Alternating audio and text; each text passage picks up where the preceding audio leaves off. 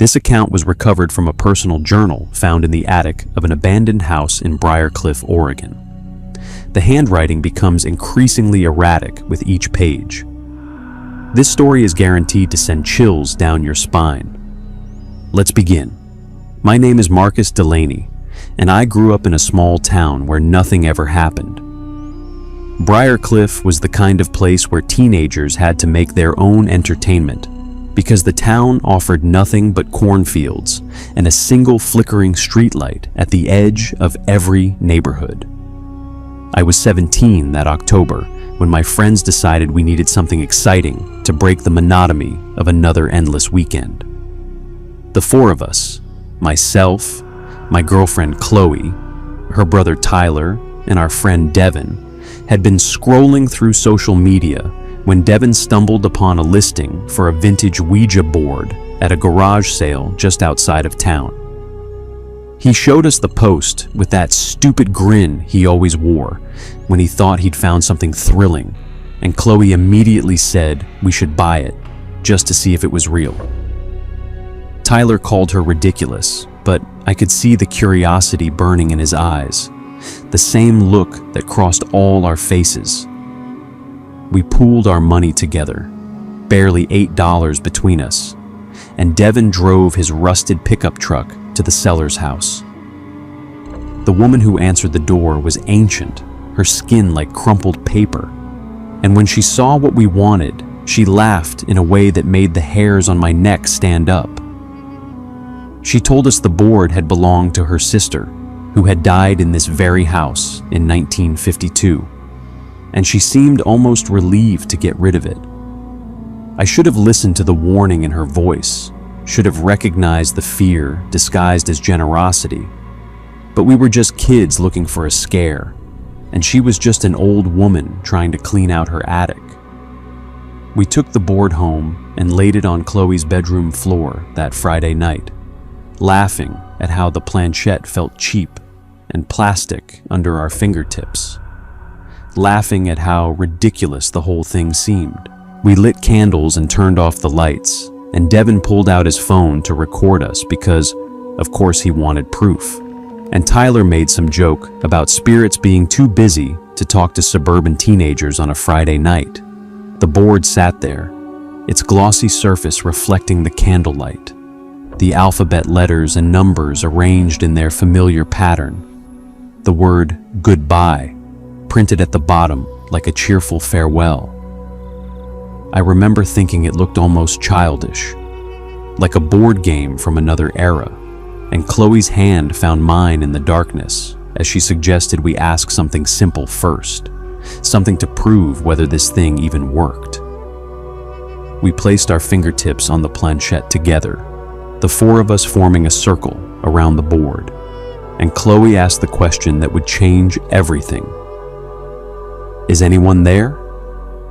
For a long moment, nothing happened, and Devon started to snicker, and Tyler muttered something about wasting our time. Then the planchette began to move. The first touch of movement was so subtle that I thought one of us was pushing it, some unconscious twitch from a skeptical friend trying to prove a point. But when I looked around at the others, I saw the same confusion mirrored on their faces, the same widening eyes that told me none of them were responsible. The planchette slid slowly across the board, pausing at one letter and then another, and the sound it made against the wood was soft but undeniable, like fingernails tapping out a message on a table. Devon fumbled with his phone, his video light casting harsh shadows across our frightened faces, and Chloe squeezed my hand so tightly I thought she might break my fingers. Tyler whispered for us to stay still, to let it finish, and so we did, four teenagers holding their breath as the planchette traveled across the alphabet with purpose and intention. It stopped at the word yes, and Chloe asked if there was a spirit present, and the planchette returned to yes with an eagerness that sent ice crawling down my spine. Devon asked if it was friendly, and the answer came back no, And somehow that single word made everything feel more real and more terrifying than any movie we'd ever watched. Tyler asked what it wanted, and the planchette began to move again, slower this time, deliberate, as though the spirit was carefully choosing each letter to form its message. We watched it spell out something that didn't make sense at first, a jumble of letters that seemed random and wrong, and Chloe's voice trembled as she tried to read it aloud. The word was R-A-M-I-R-E-Z, but none of us knew anyone by that name, and Devon laughed nervously and said, maybe the ghost had bad spelling. Tyler suggested we ask for clarification, and I remember the exact words he said, words that would haunt me forever. Are you trying to tell us someone's name? The planchette moved to yes, and Chloe said maybe it was trying to tell us about someone who had died in the house. And Tyler said we should be respectful and ask if we could correct the spelling if we'd made a mistake. We asked the spirit if it meant Ramirez with a different letter, if maybe there was an error we could fix. And the planchette went still, perfectly still, as though the spirit was considering our offer. Then it began to move again, and what it spelled next would destroy any doubt that this was real. We all stared at the board as the planchette moved, and I remember the exact moment when Tyler said the words that sealed our fate. Are you trying to spell a name? He asked, his voice steady, despite the fear I could hear underneath. The planchette slid to yes, and Chloe's hand trembled against mine, and Devon stopped laughing and started whispering prayers under his breath. Tyler asked if the name was Ramirez, and the planchette went back to yes with such enthusiasm that I felt my stomach drop. Felt something cold settle into my bones that had nothing to do with the draft coming through Chloe's window. Devon asked if there was something wrong with the spelling, if we should try again. And Tyler said maybe the spirit was old and confused. Maybe it forgot how to spell its own name. And Chloe told him to be quiet and show some respect. Tyler ignored her and asked the spirit directly, "We're sorry if we got the spelling wrong. Should we try again? Should we spell it differently?" The planchette moved to yes, and Tyler told us to help him guide it, to suggest letters and see if the spirit agreed. And I remember thinking how stupid this all seemed, how we were just playing with a toy, just pretending to believe in something that couldn't possibly be real. We asked the spirit to show us the correct spelling, and the planchette began to move, and it spelled out R-A-M-O-N, which made no sense, which sounded like nothing and no one. And Devon laughed and said the ghost couldn't even spell. Tyler asked if it meant Ramirez with an O instead of an I, and the planchette went to yes again, and Chloe asked why it was so hard to spell one simple name, and I felt the temperature in the room drop by several degrees without any explanation. We corrected the spelling to R-A-M-O-N, and Tyler asked if that was right, if we'd finally gotten it right, and the planchette slid to no so hard and fast that it nearly jumped off the board. We all stared at the planchette sitting on no, and Tyler asked what was wrong, why it wasn't right, and the spirit began to move again with a speed that terrified us all. The planchette shot across the board, bouncing from letter to letter with a violence that made it clear something had changed. Something had gone terribly wrong. And Chloe tried to pull her hand away, but the planchette followed her, refusing to let go. And Devon started screaming for us to stop, to break the circle, to get away from the board right now. I couldn't move, couldn't breathe, as the planchette spelled out something that made no sense, something that was wrong in every possible way. It spelled R-A-M-O-N, and then it moved to yes, and Tyler said maybe the spirit wanted us to ask who Ramon was, and so we asked. And the response came back so fast that it felt like the planchette was being thrown across the board by invisible hands. Tyler asked who Ramon was, his voice cracking on the words, and the planchette began to move with a slowness that was somehow worse than the violent speed from moments before, as though the spirit wanted us to feel every single letter, wanted us to understand exactly what it was telling us. Devon had stopped recording, his phone hanging limp in his shaking hand, and Chloe had buried her face in my shoulder, and I could feel her whole body trembling against mine as we waited for the answer. The planchette moved to the letter R, then A, then M, then O, then N, and Tyler asked if it was finished, if that was the name, and the board said no with a force that rattled the candles and made the flames dance wildly in the darkness. Chloe asked what else it was trying to say, and the planchette began to move again, and it spelled R-A-M-O-N, and then it added I-S, and then it moved to the word here. And Tyler laughed and said it was just telling us that Ramon's spirit was present, that this was his name, and I wanted to believe that, wanted so badly to believe that the explanation was simple and harmless. But the planchette wasn't done, and Devon whispered that something was wrong, that the board wasn't finished, and Chloe asked what else it wanted to tell us, what we were missing. Tyler asked if Ramon was in the room with us, if his spirit was among us right now, and the planchette moved to yes, and I felt the hair on the back of my neck rise up as I realized that none of us had asked the most important question, the question that would change everything. Devon asked if Ramon was the one who had died in the house, if this was the spirit of the woman who had sold us the board, and the planchette moved to no with such force that it practically jumped off the board. And Chloe asked what was going on, why the answer was so angry. Tyler asked if there was another spirit present, if someone else was trying to communicate, and the planchette moved to yes, and it spelled out another name, something that started with a J and ended with an S, and Devon said he'd never heard of anyone by that name, and Chloe said maybe it was someone who'd visited the house a long time ago, someone whose name had been forgotten.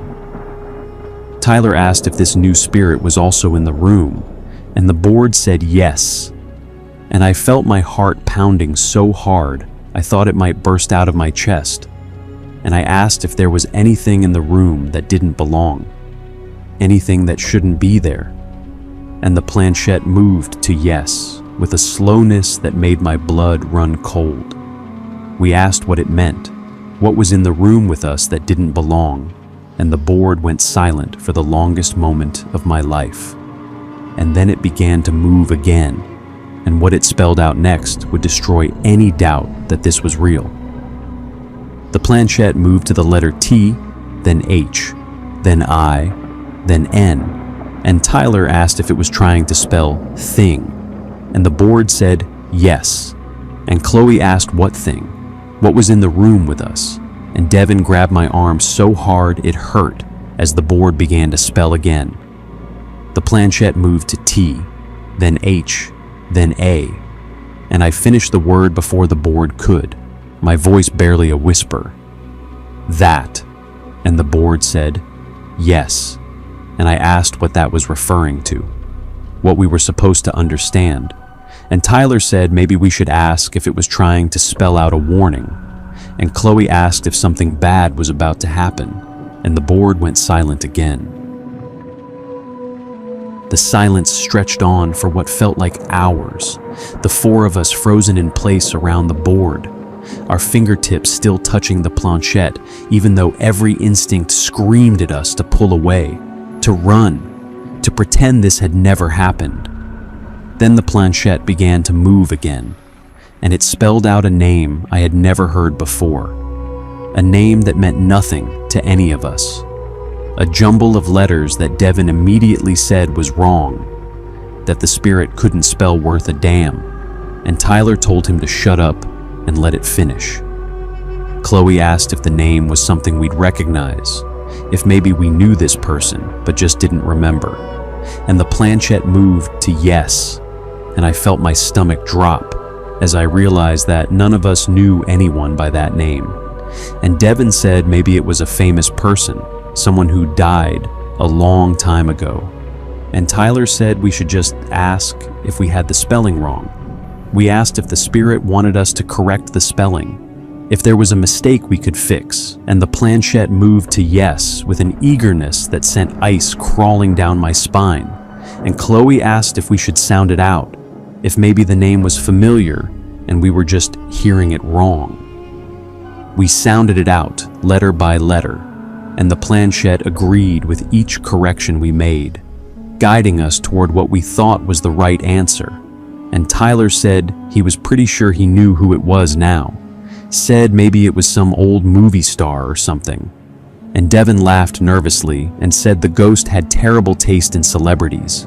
Chloe asked if this was the name of someone who died in the house, and the board said no.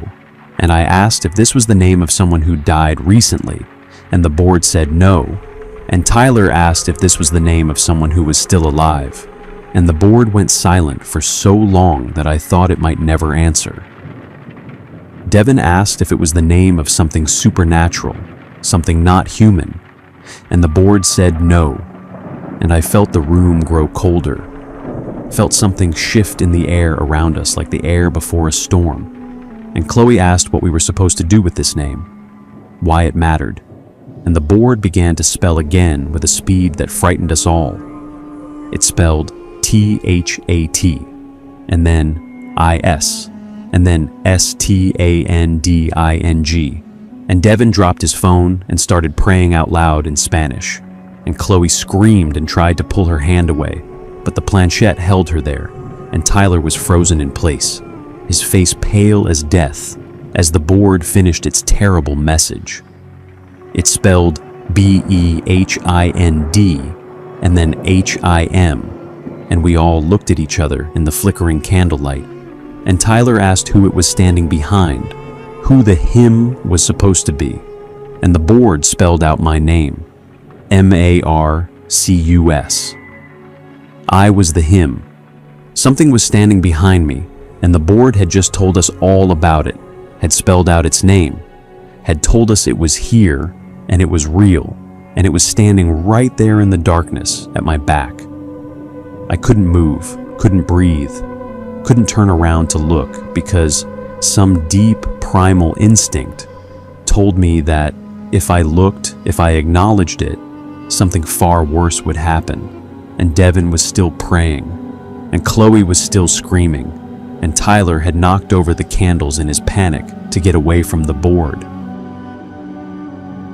The candles went out all at once, plunging us into complete darkness, and I heard Devon scrambling for the door, heard Chloe sobbing somewhere to my left, heard Tyler calling out my name in a voice that was pure terror, telling me to run, to get away from there, to turn around and run as fast as I could and never stop. I couldn't move. My legs had turned to stone, my body locked in place by a fear so profound that it transcended rational thought. And I stood there in the absolute blackness of Chloe's bedroom, while something stood inches away from me. Something with a name the board had tried to tell us. Something that had been waiting for us to invite it in, waiting for us to play the game that would open the door between our world and whatever world it came from. Devon made it out the door, and I heard his footsteps pounding down the hallway, heard him screaming for his mom, for anyone to help, and Tyler finally found his phone and turned on the flashlight, and the beam cut through the darkness like a knife. And for one terrible instant, the light caught something at the edge of my vision, something that was shaped wrong, that was moving wrong, that was looking at me with eyes that had no business existing in this world.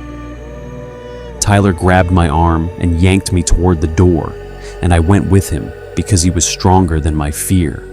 And Chloe followed close behind us, still sobbing, still holding my other hand like she was afraid to let go.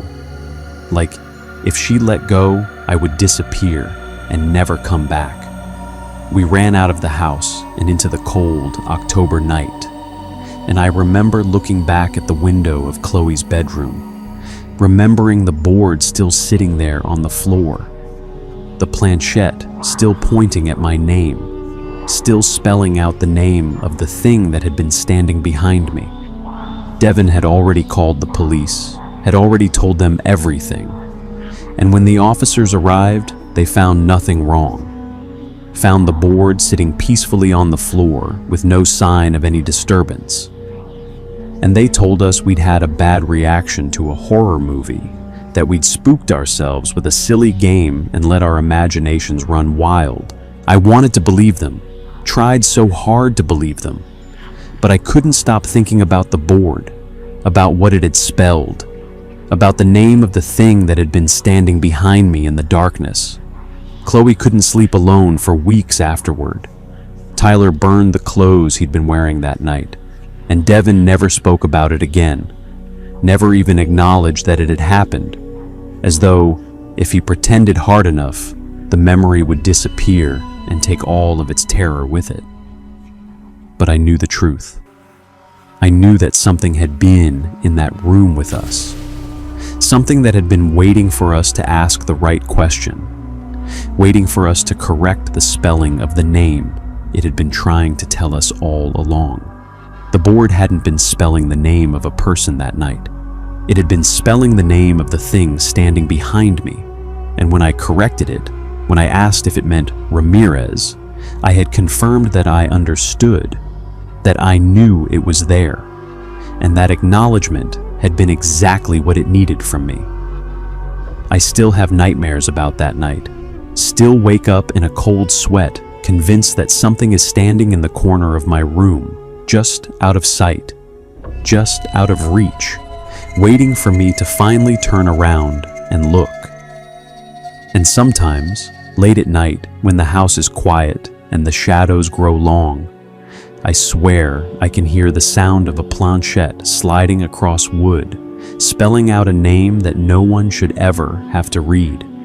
And I know that it will never really be over, that the door I opened that night will never fully close, and that the thing behind me will keep waiting, keep watching, keep spelling out its name over and over again until someone finally listens and understands the terrible truth.